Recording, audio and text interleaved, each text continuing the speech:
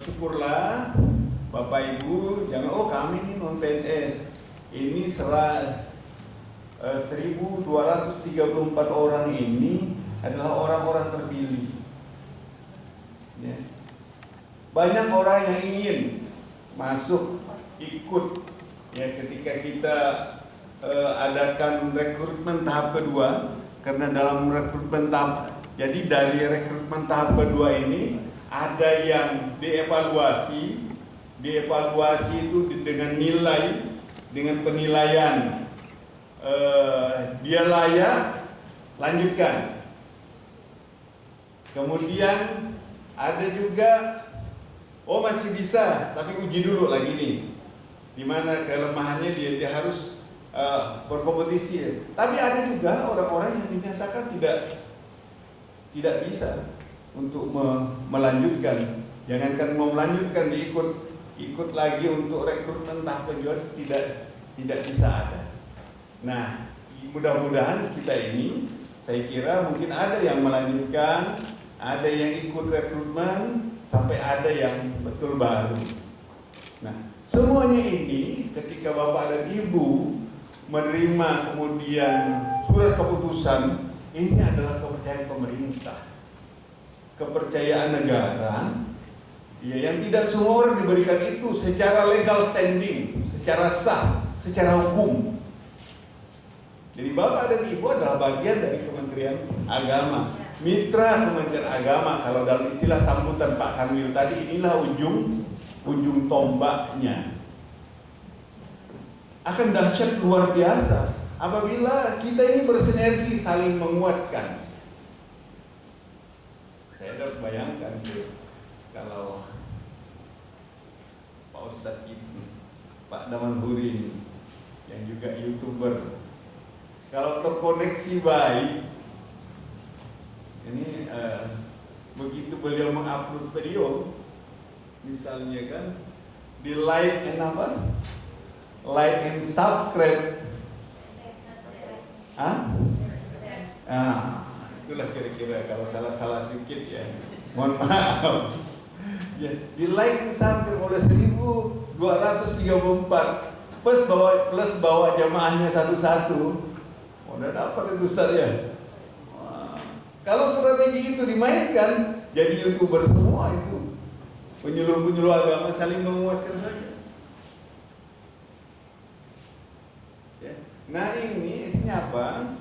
Kita bisa bersama saling menguatkan, dan pemerintah, ya, Kementerian Agama mengajak Bapak dan Ibu untuk menguatkan itu, menyampaikan pesan-pesan pembangunan lewat bahasa agama.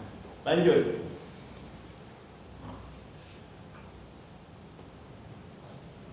Langsung lanjut.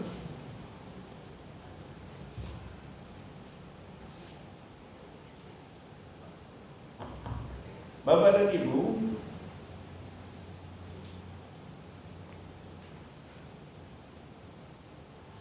lanjut. Nah ini tugas dan fungsi yang harus dipahami. Ada 11 item salah saya. Satu, jadi bagaimana tugas dan fungsi ini berjalan dengan baik. Tugas-tugas tadi, kepenyuluhan, menyampaikan bahasa pesan-pesan agama, menyampaikan pesan-pesan pembangunan lewat bahasa agama. Maka yang pertama adalah mengumpulkan data identifikasi potensi wilayah kelompok sasaran. Saya selalu mengatakan bahwa dalam sebuah perubahan yang ingin kita lakukan, dalam mencapai tujuan yang kita lakukan, harus ada identifikasi potensi. Kalau kita tidak bisa melakukan identifikasi potensi, bagaimana kita mau menggerakkan potensi yang ada? Pak Lukman misalnya, alhamdulillah ini yang konsen di tilawah Quran.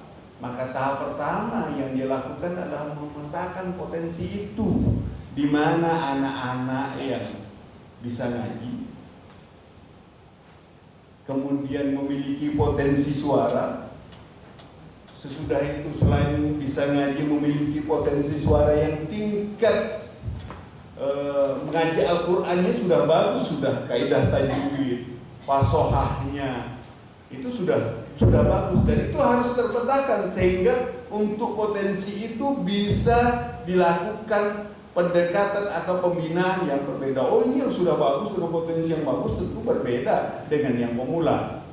Nah, demikian juga masyarakat kita, maka lakukanlah pemetaan potensi itu, dan bagus, dia luar biasa, dia pemetaan potensi itu terdokumentasikan. Ini penyuluh yang saya katakan tadi, yang menyebutkan masjid itu Bapak ada yang melibatkan dahsyat, punya saja buku. Bapak Ibu, saya memang seringkali saya sebutkan punya pengalaman bertugas di Hulu bersama-sama dengan rekan-rekan yang non-muslim, gereja, pastor, pendeta. Kalau Kristen, saya biasa silaturahim ke kata ketik dengan saya temukan itu ada foto, ada album yang sudah 70 tahun yang lalu, ada buku data tentang umat orang data orang kampung, ya, data orang kampung. Data itu ada bahwa dulu di belum Kristen atau belum Katolik, tapi dia punya data orang kampung. Nah, itulah yang luar biasa saya lihat. Nah, ini identifikasi. Mudah-mudahan kita punya itu. Kita punya buku tentang jemaah kita, tentang keluarga. Jadi kalau itu kemudian bisa diolah. Oh, ini pertanian. Nah, mudah-mudahan ke depan ini bumi, walaupun istilah fungsional, saya selalu mengatakan penyuluh ini dahsyat, luar biasa. Kalau dia punya data penyuluhnya, sekarang hari ini negara ini saya anggap, saya selalu mengatakan kenapa saya kira negara kita ini kalau damai, tidak berkelahi, tidak pecah, ini akan menjadi negara besar luar biasa. Karena arahnya saya lihat, satu misalnya bicara tentang pemberdayaan sektor ekonomi syariah, ya, perbankan syariah sekarang di merger 3 bank BRI Syariah, Bank BNI Syariah, Bank Mandiri Syariah. Dan ini sudah BUMN nampaknya bumi ya. Jadi sudah menjadi bank besar. Apa kemudian yang akan disasar adalah bagaimana memberikan dukungan perkembangan ekonomi syariah. Misalnya wakaf uang yang di-launching, kan kita launching sekarang ini, ada 2 aspek yang akan dikembangkan. Penerima manfaat wakaf uang itu, yang nazirnya adalah Badan Amil Wakaf, BWI. Apa yang akan dikembangkan di situ? Satu adalah untuk pendidikan, beasiswa, bantuan untuk anak-anak yang tidak mampu selain memang yang sudah disiapkan diprogramkan oleh negara. Ini kan luar biasa. Kalau kita memang mampu menyiapkan anak-anak potensial untuk melanjutkan pendidikan ke depan, tidak ada kendala karena kita sudah punya dana. Ya. Kemudian yang kedua, mauquf alaih, wakaf uang itu adalah untuk pengembangan wakaf produktif. Nah, ini yang saya maksud adalah bagaimana kaitannya dengan penyuluh. Kalau penyuluh mengidentifikasi potensi jamaahnya, potensi wilayahnya, lalu ada wakaf misalnya, lahan-lahan wakaf yang mungkin menjadi lahan tidur. Ada orang-orang jamaah ini yang justru berkebun, petani, yang terampil di situ dicarikan. Ini dimanfaatkan lahan-lahan tidur, tanah kuburan yang luas yang digunakan, tanah kuburan 1 hektar yang baru dipakai setengah hektarnya masih jadi lahan tidur semua belukar. Cari orang untuk diproduktifkan, membantu. Kalau penyuluh agama punya seperti itu, wah, ini identifikasi.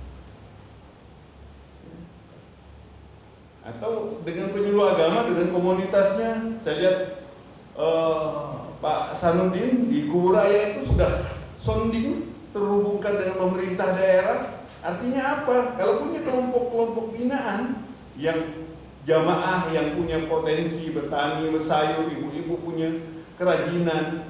Nah, kita tinggal memfasilitasi. Nah, di situ kemudian kita masuk, tidak hanya menjadi juru penerang agama, tapi pengembang pemberdayaan masyarakat. Dan penyuluh punya peluang untuk melakukan itu. Tapi lakukan yang pertama, identifikasi potensi wilayah, potensi jamaah dan potensi wilayah. Mulai terstruktur, mudah-mudahan nanti bisa difasilitasi dengan pelatihan-pelatihan, analis, menyusun kebutuhan. Ya. Nah, menyusun rencana kerja, ini lagi-lagi bagian yang tidak terpisahkan dari sistematika kerja. Bagaimana kerja itu tersusun dengan baik, terprogram dengan baik, susunlah itu. Oh, pengajiannya iya, pengembangan masyarakatnya seperti apa, disusun, direncanakan. Sehingga kalau punya itu, nanti akan disondingkan, dikerjasamakan ke pihak mana juga kita bisa. Apakah pemerintah atau non pemerintah. Potensi itu ada. Yang penting disiapkan konsepnya, dikomunikasikan. Bisa ke Kementerian Agama Kabupaten Kota sebagai fasilitasi atau provinsi. Kita akan menggerakkan dua potensi pemberdayaan zakat dan wakaf. Ya, potensi infak dan sedekah. Nah, ini penyuluh agama saya sudah melakukan itu. Ketiga, mengumpulkan bahan materi bimbingan dan penyuluhan. Jadi mulai tersistematisir lah. Jadi bahannya ini karena itu yang saya lakukan terdokumentasikan. Yang keempat, menyusun konsep tertulis materi bimbingan penyuluhan dalam bentuk naskah. Bagus kalau Bapak dan Ibu saya menulis, ya. Tentu ini tidak mudah, tapi bisa dilatih. Yang kedua, yang kelima adalah menyusun konsep materi dalam bentuk poster. Bisa Ibu lakukan. Poster-poster sekarang kan tidak perlu cetak, ya. Kita tidak lihai, minta bantu anak atau enggak. Nah, di situ perlu kerja tim di pertemuan penyuluh itu juga yang bisa dilakukan. Hari ini saya lihat kawan-kawan membuat poster yang dibuat di WA group, ada bimbingan yang bisa di-share. Kalau cetak kan perlu biaya. Kalau itu ya, atau yang sederhana carilah yang pas karena kita share. Ini bagian juga dari yang bisa kita lakukan. Yang lanjut, yang berikutnya, nah ini melakukan bimbingan penyuluhan melalui tatap muka kepada masyarakat menjadi sasaran kita. Kemudian melaksanakan bimbingan penyuluhan melalui pentas pertunjukan permainan. Ya, artinya tidak hanya sebatas tatap muka, itu juga punya peluang. Ibu-ibu biasanya punya grup-grup tuh, ya, grup grup selawatan, grup hadrah, grup kasidah. Kemarin ada yang upload tuh grupnya, silakan, bagus itu. Menyusun laporan mingguan, ini yang perlu kami ingatkan. Yang terkait dengan penjelasan saya yang pertama tadi sampaikan oleh Pak Kanwil, melaksanakan konsultasi secara perorangan. Kita pendekatan kolektif pada jemaah, tapi juga membuka ruang konsultasi. Tak ada salahnya dan itu bisa terdokumentasikan. Pak Ustadz Kertono yang sangat rajin, kadang orang ada ke kantor konsultasi mau masuk Islam, itu terdokumentasikan. Ada yang konsultasi misalnya, lalu kesulitan dalam komunikasi dengan anak atau terjadi kesalahpahaman dengan dalam keluarga, kita catat saja itu. Kalau ada solusinya, masukkan sebagai solusi. Nah, dokumentasi itu penting, ya, dilakukan oleh penyuluh. Nanti alhamdulillah inilah rekamannya, punya buku itu, buku besar. Juga lanjut melaksanakan konsultasi secara kelompok, ya. tentu dia terbuka. Kalau individu ini kan tertutup. Biasanya penyuluh-penyuluh agama kan orang yang bisa tidur tapi HP-nya tidak tidur. Ya, saya masuk yang itu. Dicas pun HP ini insya Allah tetap on. Ya, tetap on itu. Tidak pernah tidur. Jadi tetap on sehingga kalau orang menghubungi akan ada jejaknya, panggilan tidak terjawab, yang masuk, SMS yang masuk. Gus Dur tidur itu ada nanya tetap jawab. Ya. Kemudian yang berikutnya menyusun laporan hasil konsultasi, disusun, didokumentasikan semua. Bapak Ibu, ini hal-hal yang perlu diperhatikan. Kalau ini dikerjakan, maka insya Allah Bapak dan Ibu akan mampu melaksanakan tugas dengan baik.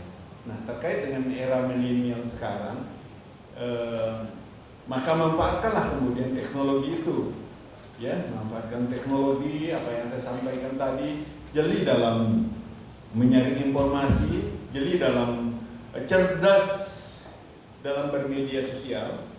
Penyuluh agama harus cerdas, bijak, arif dalam bermedia sosial, men-sharing hal-hal yang positif dan memberikan manfaat, jangan sampai terlalu bersemangat.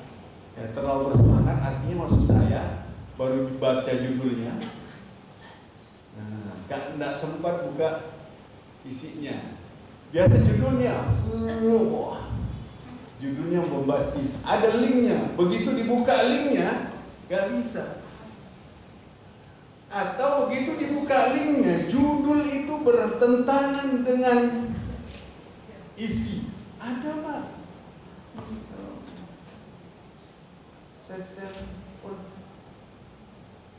Ngeri. Ini yang perlu cerdas. Tinggal kita pertimbangkan, betulkah seperti itu? Maka kita harus masuk dulu beritanya. Jangan ada hal-hal itu yang judul itu tapi dipotong. Ada konteks penjelasannya di bawah. Banyak yang saya temukan seperti itu. Share berita plus dia crop fotonya, beritanya, judulnya itu dalam konteks penjelasan di bawahnya beda. Apa artinya? Judul sudah ada kepentingan media.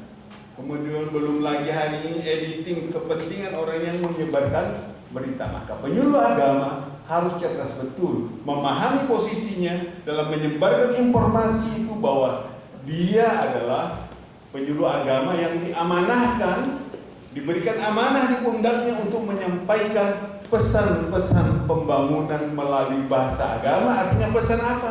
Pesan yang disampaikan oleh pemerintah. Kalau kita menerima pesan-pesan lain, maka sandingkanlah. Jadi proses klarifikasinya itu melalui pesan yang disampaikan oleh media resmi pemerintah. Jangan nanti kita kebanyakan men-share justru hal-hal yang tidak resmi disampaikan oleh pemerintah. Lalu apalagi kalau kemudian itu sifatnya berbenturan, maka apa yang kita kerjakan bisa bertentangan dengan tugas dan tanggung jawab yang kita emban. Saya kira ini pointer-pointer penting yang perlu saya sampaikan, dan ini adalah kewajiban yang perlu Bapak dan Ibu cermati nantinya agar tugas terlaksana dengan baik. Kewajiban tentu tidak hanya dengan kegiatan pekerjaan, tapi harus diimbangi dengan tanggung jawab secara administratif, bukti-bukti dokumentasi administratif. Dan lagi-lagi perlu juga saya tegaskan bahwa ketika Ibu kemudian memberikan foto, video itu di grup-grup di media sosial itu, Bapak Ibu sesungguhnya berdakwah tidak hanya di lokal tempat lokasi Bapak dan Ibu berada, tapi Bapak dan Ibu bisa menunjukkan ke kelompok masyarakat lain, kelompok masyarakat lain, bahwa Ibu melaksanakan itu, dan mudah-mudahan Bapak dan Ibu menjadi model. Apa yang dilakukan di satu daerah yang terbatas, ya, tapi kalau itu digunakan dengan memanfaatkan media sosial, maka yang dilakukan itu bisa diketahui oleh dunia. oleh masyarakat secara lebih luas. Kiranya ini poin-poin terpenting yang dapat saya sampaikan. Keterbatasan waktu juga yang membatasi kita, sebenarnya nanti mungkin ada dialog, ada perbincangan, silakan. Kemudian saya kira akan ada, mudah-mudahan berikutnya ada pertemuan-pertemuan berikutnya yang hari ini tentu bisa menjadi lebih mudah dan sederhana melalui Zoom meeting. Ya, ini juga mempermudah kita dalam berkomunikasi efektif. Saya kira itu, terima kasih dan saya ini dengan Wassalamualaikum warahmatullahi wabarakatuh dan kembalikan kepada moderator. Terima kasih atas materi yang diberikan Pak Kabid Binais. Masih ada waktu nih, 11 menit. 11 menit Pak, masih ada waktu. Jadi begini aja, satu pertanyaan langsung dijawab, lontarkan lagi ke yang lain. Ada satu pertanyaan langsung jawab, jadi tidak dikumpulkan, takut tak terkontrol jamnya ya. Karena beliau tag jam 10 sudah harus berada di tempat yang lain. Pak, langsung ya silakan. Nama utusan. Bismillahirrahmanirrahim. Assalamualaikum warahmatullahi wabarakatuh. Nama Sarudin dan utusan dari Buraya Cikarang menanggapi dari uraian dari pemateri tadi tentang masalah wakaf produktif. Jika kami sambungkan dengan kegiatan kami, bahwasanya kami sebagai penyuluh pada di daerah kampung sudah dipandang, sudah dinilai bahwa namanya penyuluh itu bisa segala-galanya. Tidak cuma dalam masalah rohaninya, tapi jasmaninya juga. Artinya, pertama masalah pertanian tadi yang disampaikan tadi, kita sambungkan, kita melihat potensi daripada wilayah atau daerah. Bahwasanya saya pernah menyampaikan materi, tapi mereka kendalanya masalah ekonomi. Lalu ketika kita sambungkan dengan dengan wakaf produk tadi, Pak narasumber, apakah bisa? Itu nanti kita bisa sambungkan dengan petani ini. Pertama, di kampung kami itu ada kampung Jawa, potensinya adalah jahe, tapi kendalanya adalah masalah aksesnya. Yang kesulitan mereka akses yang begitu luar biasa sulitnya. Bahkan kemarin kami sudah temukan dengan anggota dewan, salah satu dewan, bagaimana caranya mengatasi masalah pertanian ini sehingga produksi mereka meningkat, dan ketika produksi meningkat itu lebih bagus, otomatis mereka akan dekat dengan masalah agamanya. Makanya kami tanyakan nanti bagaimana sistemnya ketika kami bisa mendekati dengan namanya wakaf produktif yang disampaikan Pak narasumber itu yang pertama. Yang kedua, ada kawan kita ini juga ada beberapa bulan yang lalu menyampaikan mereka termasuk dari